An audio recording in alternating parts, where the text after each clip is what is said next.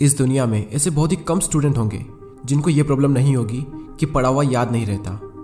हम पढ़ तो लेते हैं लेकिन फिर भूल जाते हैं। तो अगर हम भूल जाते हैं तो फिर हमारे पढ़ने का मतलब क्या निकला? ऐसे में सारी मेहनत बेकार चली जाती है। वैसे पहले मैं आपको बता दूं कि अगर आप पढ़ा हुआ याद नहीं रख पाते हैं तो इसका मतलब ये बिल्कुल भी नहीं है कि आपका दिमाग कमज़ोर है। सोचो अगर आपका दिमाग हर चीज़ को याद रखने लग जाए तो एक दिन में हमारे साथ में कितनी चीज़ें होती है। दिमाग का कचरा हो जाएगा अगर दिमाग सारी बातों को याद रखने लग जाए तो। वैसे हमारा मेन टॉपिक है कि हम पढ़ा हुआ याद कैसे रखें। अगर इस प्रॉब्लम का सोल्यूशन निकल गया तो आपका टाइम भी बचेगा और आपको रिजल्ट भी बहुत ज़्यादा मिलेगा। पढ़ा हुआ सब कुछ याद रखना मुश्किल है, लेकिन फिर भी काफ़ी हद तक हम इसे कंट्रोल कर सकते हैं, लेकिन पूरी तरीके से नहीं। मैं आपको 3 तरीके बताने वाला हूँ। अगर आप यूट्यूब और गूगल पर सर्च करोगे तो आपको कई सारी टिप्स मिल जाएगी, लेकिन ये जो टिप्स मैं आपको बता रहा हूँ ये मेरे पर्सनल एक्सपीरियंस से और काफ़ी रिसर्च करने के बाद मैं आपको बता रहा हूँ। आप यकीन मानिए कि ये 3 टिप्स इतनी ज़्यादा इफेक्टिव है कि इनको यूज़ करने के बाद आपका टाइम भी बचेगा और आपको रिजल्ट भी 2 गुना मिलेगा। तो पहला जो पॉइंट है वो है स्टडी लेस स्टडी गुड। भले ही कम पढ़ो लेकिन अच्छा पढ़ो। विल परेटो ने इस दुनिया को एक महान सिद्धांत दिया जिसे कहा जाता है 80-20 का रूल्स। इन्होंने एक ऐसा नियम दिया जो कि दुनिया की हर वस्तु में हर जगह पाया जाता है। इन्होंने बताया कि आपके 20% एफर्ट्स आपके 80% रिजल्ट में कन्वर्ट होते हैं। इनका कहना है कि आप सिर्फ 20% चीज़ों पर फोकस करो, आपको 80% रिजल्ट सिर्फ इन्हीं से मिलेंगे। एग्जाम्पल के लिए विल परेटो बताते हैं कि दुनिया का 80% पैसा और जमीन इस दुनिया के 20% लोगों के पास में है। 80% क्राइम इस दुनिया के 20% लोग करते हैं। 80% ट्रैफिक इस दुनिया के 20% रोड पर होता है और 80% टाइम हम 20% कपड़े पहनते हैं। और इस दुनिया की 80% अल्कोहल यानी शराब इस दुनिया के 20% शराबी पी जाते हैं। 80% भोजन इस दुनिया की 20% जमीन से निकलता है। 80% बारिश इस दुनिया के 20% बादलों से होती है। इस दुनिया के 80% इन्वेंशन इस दुनिया के 20% साइंटिस्ट ने किए हैं। और सिर्फ यहीं तक नहीं, यही आंकड़ा हमारे अपने यूट्यूब चैनल पर भी लागू होता है। 80% वॉच टाइम उन लोगों से आता है जिन्होंने इस चैनल को सब्सक्राइब नहीं किया है।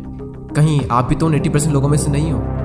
और सबसे इम्पोर्टेंट फैक्ट कि 80% रिजल्ट हमारे 20% एक्शन से आता है। और यही रूल आपके एग्जाम में और आपकी पढ़ाई में भी लागू होता है।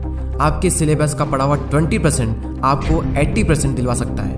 तो आप 20% मोस्ट इंपॉर्टेंट चीज़ों को निकालें और उनको पढ़ें, और वही 20% चीज़ें आपको 80% रिजल्ट दिलवा सकती है। और आपने जो 20% निकाला है वो आपके सिलेबस के कंपैरिजन में बहुत ही कम है। तो ये जो कम है ना, इसको बहुत ही अच्छे से करो। और यही था हमारा first point, study less and study good. दोस्तों मैंने भी कई बार ये गलती की है कि जितना पढ़ना होता है उससे हम कई गुना ज़्यादा पढ़ते हैं, और इसका रिजल्ट ये होता है कि हमें जो याद रखना चाहिए वो भी हम भूल जाते हैं। एग्जाम में अब वैसे भी ज़्यादा दिन नहीं बचे तो आप इस रूल को यूज़ करके काफ़ी अच्छा रिजल्ट पा सकते हैं। अब नेक्स्ट जो पॉइंट है वो है स्टडी इन मॉर्निंग। और ये जो पॉइंट है ना, ये मेरा फेवरेट पॉइंट है क्योंकि मैंने अपनी लाइफ की ज़्यादातर पढ़ाई सुबह ही की है। एक तरफ एक स्टूडेंट है जो सुबह जल्दी उठकर 2 घंटे पढ़ाई कर रहा है, और वहीं दूसरी ओर एक और स्टूडेंट है जो दिन में 4 घंटे पढ़ाई कर रहा है। तो ये जो पहला वाला स्टूडेंट है ये ज़्यादा आउटकम दे पाएगा दूसरे वाले के मुकाबले। सुबह जल्दी उठकर पढ़ने के 2 सबसे बड़े बेनिफिट होते हैं। सुबह के टाइम हमारी कंसंट्रेशन सबसे पीक स्टेट पर होती है, और सुबह के टाइम पे जो कंसंट्रेशन होती है शायद ही पूरे दिन में आपको कंसंट्रेशन मिल पाएगी। और सेकंड बेनिफिट ये है सुबह जल्दी उठने का कि सुबह कोई भी डिस्टर्ब करने वाला नहीं होता है।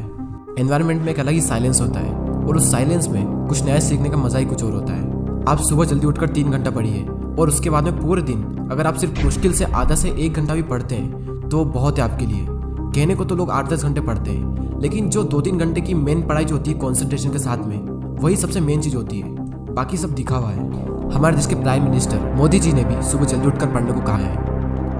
एक रीजनेबली सुबह सूर्योदय के पहले अगर तैयार हो करके पढ़ना शुरू करते हैं तो पूरी तरह आप बिल्कुल मन से एकदम तंदुरुस्त होते हैं। जैसे बारिश के बाद आसमान कैसा साफ नजर आता है।